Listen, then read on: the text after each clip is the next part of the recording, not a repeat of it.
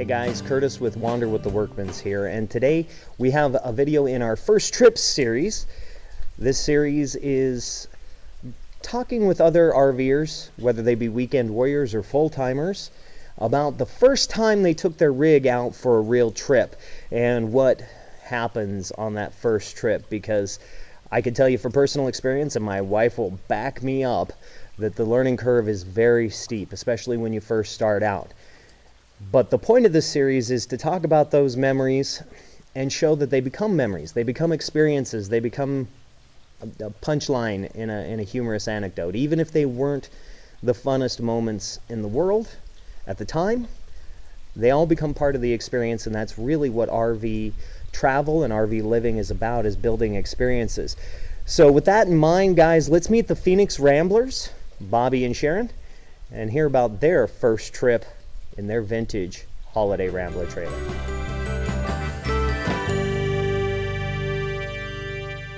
Hello, I'm Bobby, and this is my wife, Sharon.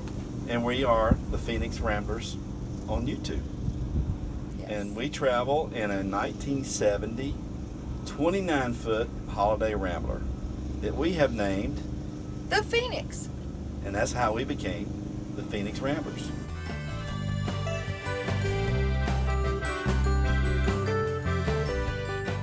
Putting it together, I don't think I had the kitchen together, and I wanted to, because I put the body together, the paint job was on it, and the tires and wheels that came, I put them on, redone the brakes and everything, and I wanted to go have it weighed to see, because I knew kind of what the refrigerator and stuff was going to weigh. It wasn't in there yet. I already, I kind of knew I still had about 800 pounds I was going to add to it, but I wanted to weigh it just to get it out of the road, see how it felt.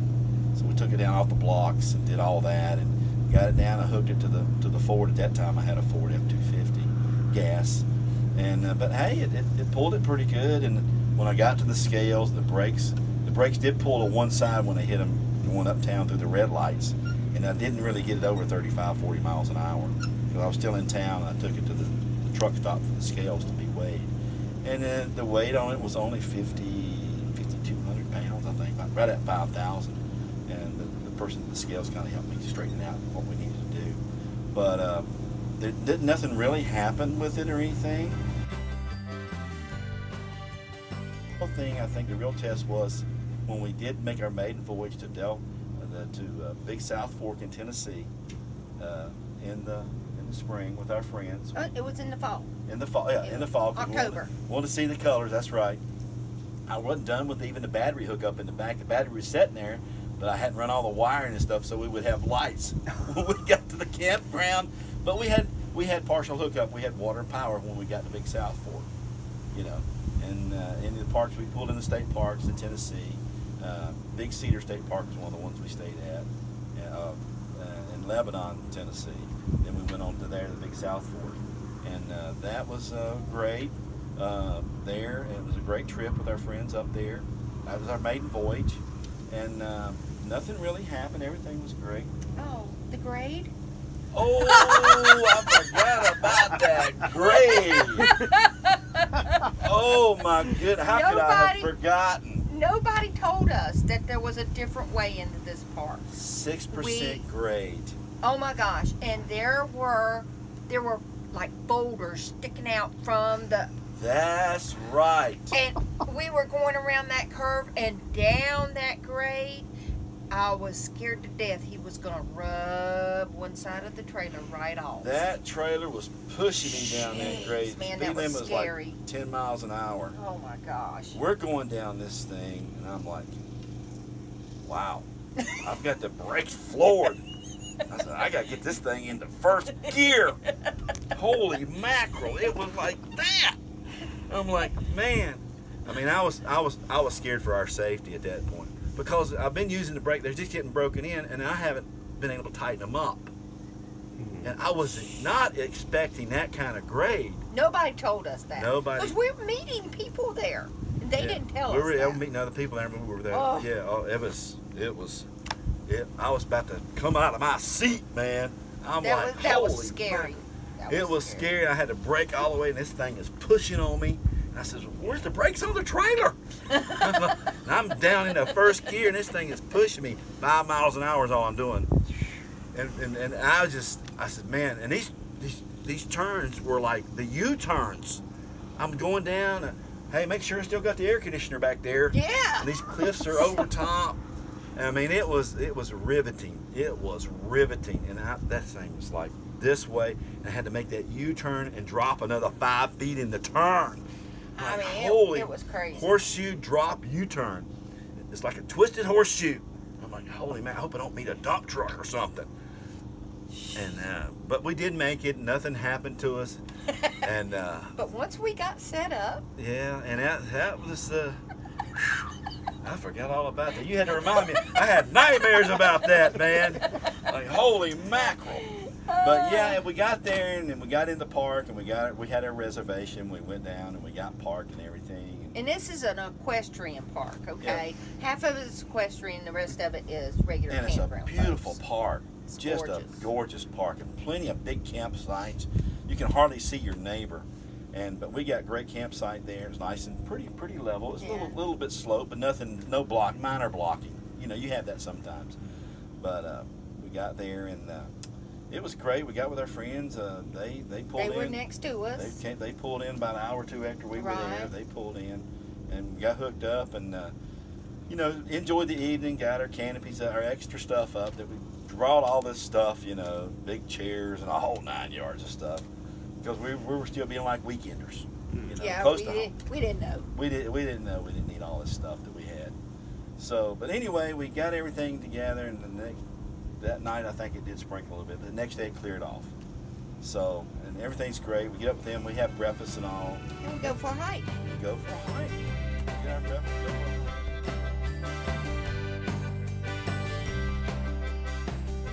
Come back that evening, and here pulled in there, and here's the Ranger. Because we're walking. We're not taking a truck or nothing. Yeah, so we get back and the Ranger's there, and there's the truck. He says, "You folks here?" I said, "Oh yeah, we're here. We're camped out here." Yeah, just to let you know, you may have to leave. We're like, what? You may have to leave. What's wrong? We just got here yesterday. We went for a hike. We've been gone all day hiking. We had breakfast this morning. He says, "Yeah, we realize y'all probably out hiking and everything's great. And that's cool, but." Yeah, I had to come down here twice today. You had to come to our campsite twice? What's wrong? He said, oh, nothing's wrong, just that when people were driving through, the locals come in the park to check out the campers and rigs, yours is stopping everyone. Yeah, they had a traffic jam. And people are camped with you in the area here, Like, oh can't my get God. out. Because it's one way this way, and people kept going around to come back to your campsite, and they're pulling off the road, and we don't allow no parking on the grass here. I said, well, of course, you're trying to, but people are pulling off, and people are about to get into fights down here. Well, And we stopped in to check out our rig. Yeah, we were blown away. I mean, we're like, But really? he said, I'm just teasing. You ain't got to leave. We'll keep it straightened out. But what a gorgeous trailer. And everybody's like, wow. Well, thank you so much. And it was a effort of lots of love and lots of patience. Oh yeah. For us to have this and that's when we got into the notice that we were going to be sharing this with a lot of people, because there was a list of yellow stickies all over the windows and Oh, stuff. yeah. We would like to see the inside of your trailer. And it's funny, and if we didn't left know. if we left the windows open, you would have nose prints and face handprints prints and on face prints the windows. all over the windows. It's like, And wow. we just did not know. No. We did not know that was going to happen with this.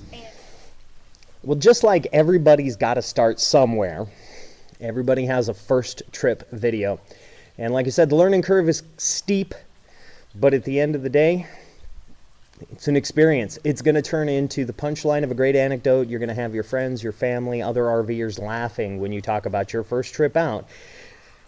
And I really, really hope that it doesn't discourage you from trying this lifestyle, whether you're just getting an RV to go for the weekend or you're planning on making this your full-time life and your full-time home. You're going to get through it. You're going to survive it. And again, it's going to turn into a memory. And that's a big payoff in the RV living lifestyle, is building those memories, gaining those experiences.